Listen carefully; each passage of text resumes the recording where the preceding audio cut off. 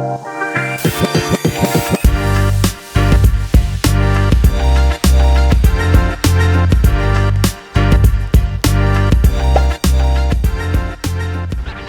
datang di Paradox Dokumenter.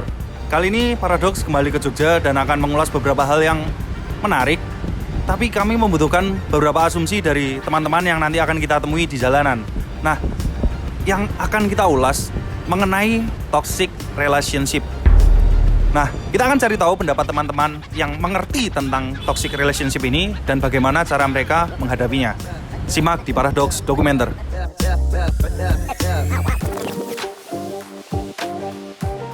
Hubungan yang mungkin agak memaksa ya. Menurut saya kayak yang namanya toksik tuh ya udah ngeganggu pikiran saya aja, ngebuat hari saya jadi nggak tenang. Pokoknya ngebuat pusing aja udah, namanya toksik udah ribet gitu. Mungkin ego dari masing-masing masih nggak bisa terkontrol. Padahal yang lain, yang satunya mikir ini kebebasannya direnggut. Jadi kembali lagi ke orangnya, kalau misalnya memang ada harapan atau kepenginan buat kedepannya masih ada lagi, mungkin masih bisa. Berarti ketika kamu bertahan dengan dalih cinta sementara nggak ada perubahan apapun, menurut Mbak gimana?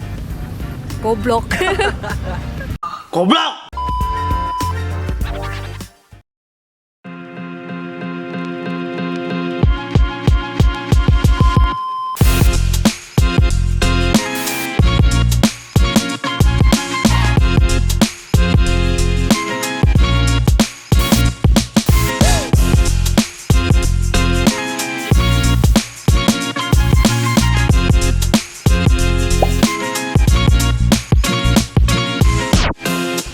Selamat datang di Paradox Dokumenter. Kali ini Paradox kembali ke Jogja dan akan mengulas beberapa hal yang menarik. Tapi kami membutuhkan beberapa asumsi dari teman-teman yang nanti akan kita temui di jalanan. Nah, yang akan kita ulas mengenai manusia. Kita kan nggak bisa menampik ya kalau manusia itu adalah makhluk sosial. Yang jelas butuh berelasi, berhubungan dengan manusia lainnya. Relasi yang dimaksud ini bisa jadi dengan keluarganya, dengan saudaranya, dengan temannya, dan mungkin dengan pasangannya.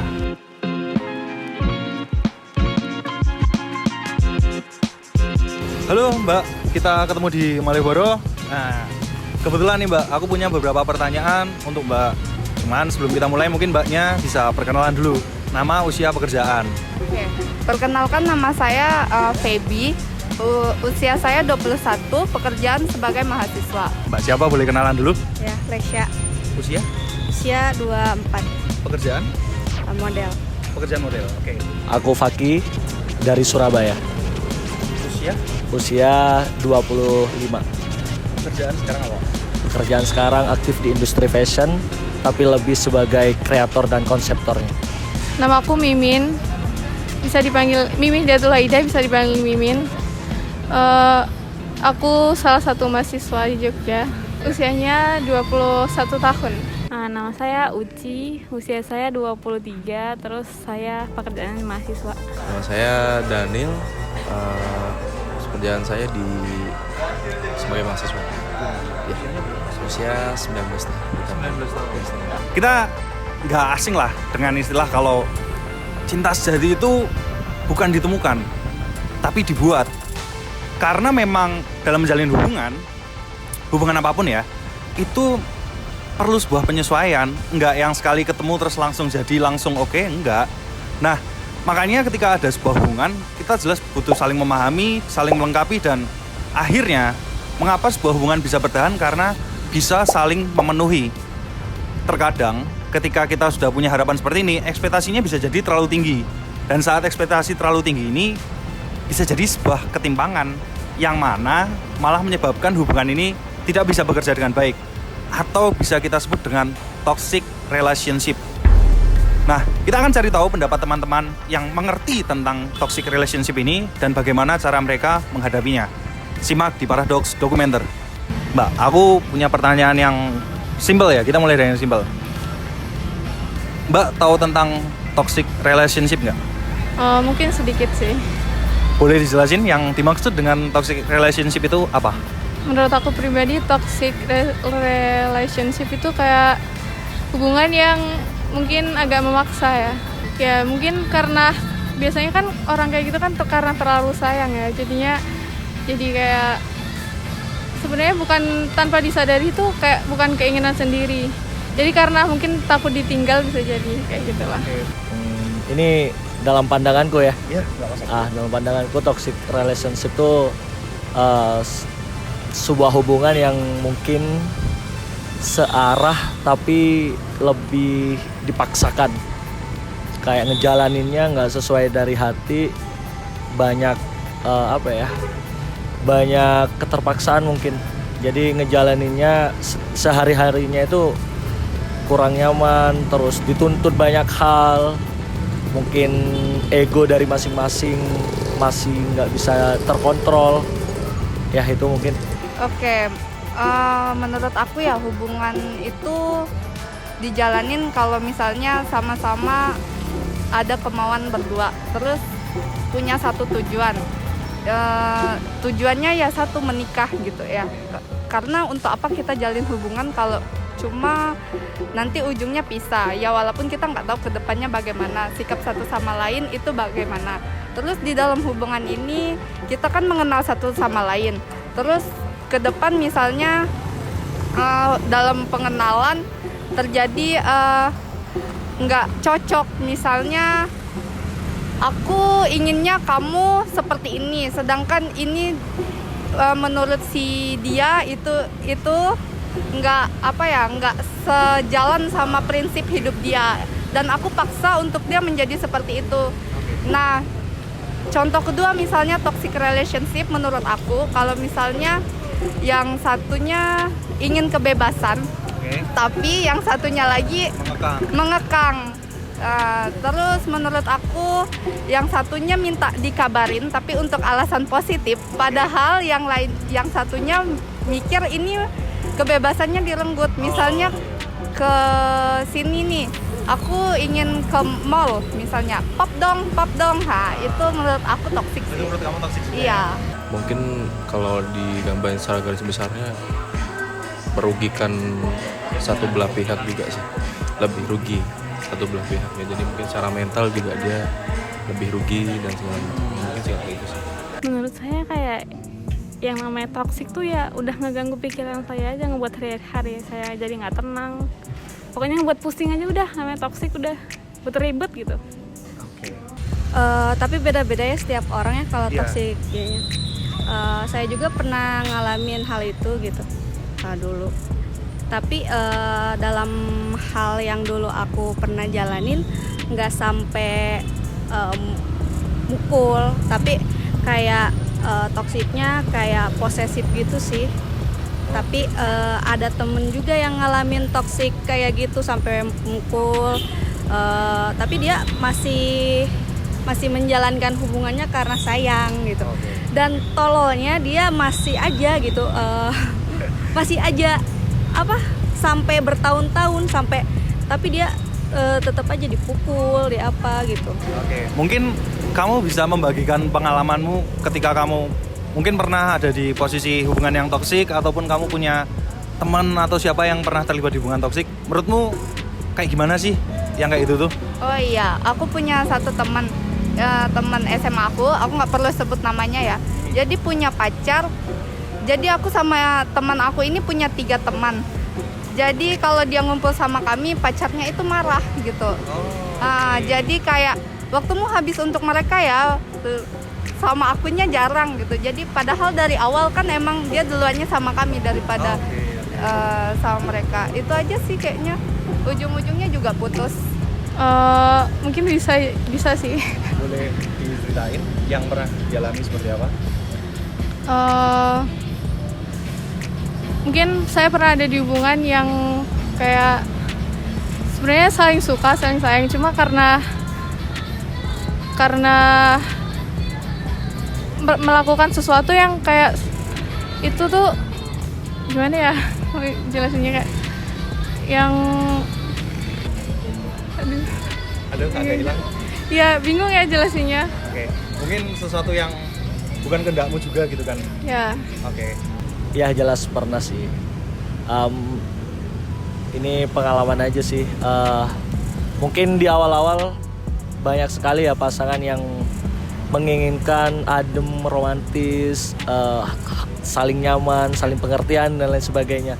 Cuman terkadang kalau udah dijalani banyak aja tuntutan-tuntutan yang mungkin di antara salah satunya kadang susah dimengerti. Jadi contohnya aja nih, si A mintanya ditemenin, giliran ditemenin ternyata bilangnya ngebosenin. Terus ya banyak tuntutan-tuntutan yang lain. Pada akhirnya kan nggak bisa nih dijaga sampai durasi yang panjang kan. Gitu. Lebih ke apa ya, tekanannya mungkin banyak waktu yang udah dikasih juga, dari materi juga sudah dikasih, yang sebenarnya dari awal nggak ada perhitungan juga dari itu, cuman di akhirnya setelah lihat sadar bahwa itu apa nggak baik juga buat hubungan kedepannya, jadi ya mulai jadi perhitungan. Jadi tekanannya lebih kayak apa ya, mikirin hal-hal yang pernah dikasih jadinya. Padahal mungkin secara finansial itu agak beban ya kalau untuk seukuran kita kan Mas. Ya kayak dulu tuh ya pernah sih, ya cuman yang nggak terlalu toksik banget, cuman kayak kalau di akunya sih kayak si pasangan aku tuh kayak apa ya, suka ngakang, terus kayak apa-apa tuh kayak kamu tuh nggak boleh ini, kamu tuh nggak boleh itu, gitu. Kayak ribet banget tuh loh. Sedangkan saya tuh orangnya nggak kayak gitu loh. Nggak suka aja ribet gitu. Oke, mungkin mbaknya orang yang lebih santuy ya, carefree gitu, cuman dapat pasangan yang kebetulan posesif. Kalau menurut mbak ya, ada orang yang bilang kalau posesif itu karena dia sayang. Menurut mbak kayak gitu nggak? Ya enggak lah. Kalau menurut aku ya. Iya. Soalnya kan kayak ya kalau emang dia sayang ya udah dia ngebebasin pasangannya gitu loh, ya saling percaya aja. Ya lagian kan saya sebagai pasangan gitu ya bakal ngejaga lah. Tapi nih mbak, semisal ya, kan ada, kita nggak asing ya dengan ungkapan kalau cinta sejati itu dibentuk bukan ditemukan. Berarti kayak misal kita tuh ketemu nggak langsung cocok semuanya, harus dibicarakan dulu. Apalagi di hubungan yang toksik. Menurut mbak, kalau kamu berada di hubungan toksik, yang bisa kamu lakukan itu apa? Mungkin komunikasi penting ya dari awal. Mungkin kita bakalan ngobrol, aku nggak suka ini. Kita buat batasan dari awal aja sih. Dan kemudian kalau misalnya di kemudian hari dia melanggar batasan itu, untuk apa sih dilanjutin? Karena udah ngerenggut kenyamanan masing-masing kan. Menurut aku sih solusinya gitu ya. Kalau misalnya dari awal nggak diomongin, kedepannya ini mungkin diperbaiki aja. Tapi kalau misalnya udah coba perbaiki nggak bisa ya pisah. Bisa aja. Iya. Mungkin solusi salah satunya itu kayak sebenarnya kita nggak sadar, cuma karena mungkin udah terlalu capek jadi ya udah gitu. Akhirnya ya udah aja. Iya. Dan mungkin kamu nggak akan selesai di hubungan itu ya karena sayang terus takut kehilangan, akhirnya tetap berlanjut gitu. Iya. Tapi mungkin ntar pasti kalau orang udah sadar tuh pasti terakhir kalau udah hubungannya selesai. Oh ternyata hubungan itu nggak baik untuk dilanjutin kayak gitu. Jadi ya itu dikomunikasiin itu, kamu maunya apa, aku maunya apa gitu loh. Terus kalau ya emang nggak ketemu nih titik tengahnya nih, ya udah mending better cari yang lain aja. Tetap aja ya daripada hubungan tuh. Iya. Tapi memang nggak mudah sih, cuman ya kalau emang tetap mau sama yang itu ya akunya harus terima gitu loh. Ya aku tuh udah tahu nih dia orangnya gini. Ya kalau emang aku masih mau bertahan ya aku harus terima dia apa adanya gitu loh. Meskipun itu toksik, kamu akan tetap menerima? Ya kadang sih mas. Kadang emang bucin gitu ya. Iya, tapi kira-kira udah cukup nih, ya udah cabut aja. Oke. Mungkin ya jalani dulu juga sih sebenarnya, sambil dijalani juga. Jadi harus ngeliatin hubungan toksik dulu kan ya. Iya. Tapi kamu punya solusi nggak mas untuk memperbaiki hubungan yang toksik? Untuk solusi sih mungkin kembali ke orangnya masing-masing juga sih mas, menurut saya. Dari ya memang bisa dibuat satu sama lain juga saling makin bisa mencintai juga, bisa macam-macam caranya. Jadi kembali lagi ke orangnya, kalau misalnya memang ada harapan atau kepenginan buat kedepannya masih ada lagi, itu masih bisa mas, menurut saya. Jadi ketika itu masih bisa diperjuangkan, ya oke, go on aja. Cuman kalau udah nggak bisa berarti Ya, selesai dari situ aja. Kalau misalnya sifat gak bisa diubah sih ya, tapi kalau misalnya dia cinta, kenapa enggak gitu? Kenapa enggak diubah gitu? Kalau misalnya dia nggak mau ngubah, berarti dia nggak cinta dong. Kayak gitu. berarti ketika kamu bertahan dengan dalih cinta sementara nggak ada perubahan apapun, menurut Mbak gimana? Goblok. Oke. Goblok. Goblok banget gitu. Oke, akhirnya bisa muncul tuntutan-tuntutan yang nggak realistis gitu ya Mas. Tapi kita mungkin nggak asing ya Mas dengan ungkapan maksudnya kalau cinta sejati itu bukan ditemukan tapi dibentuk. Dibentuk, benar. Mas sepakat dengan yang seperti itu nggak? Sepakat.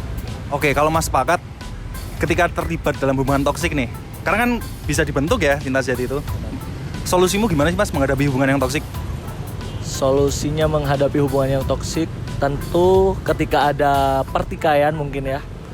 Di antara salah satunya harus bisa saling mengerti, harus coba untuk saling mengalah.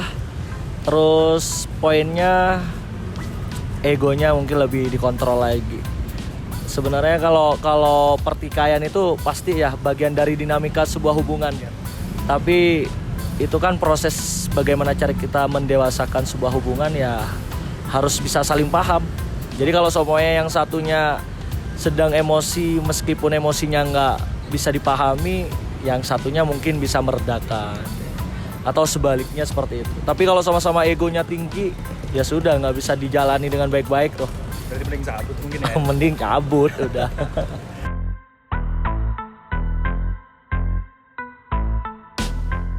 Oke, kita udah ngobrol dengan beberapa teman-teman yang tadi mau membagikan ceritanya tentang toxic relationship dan ya ada beberapa insight baru, wawasan baru yang bisa didapatkan.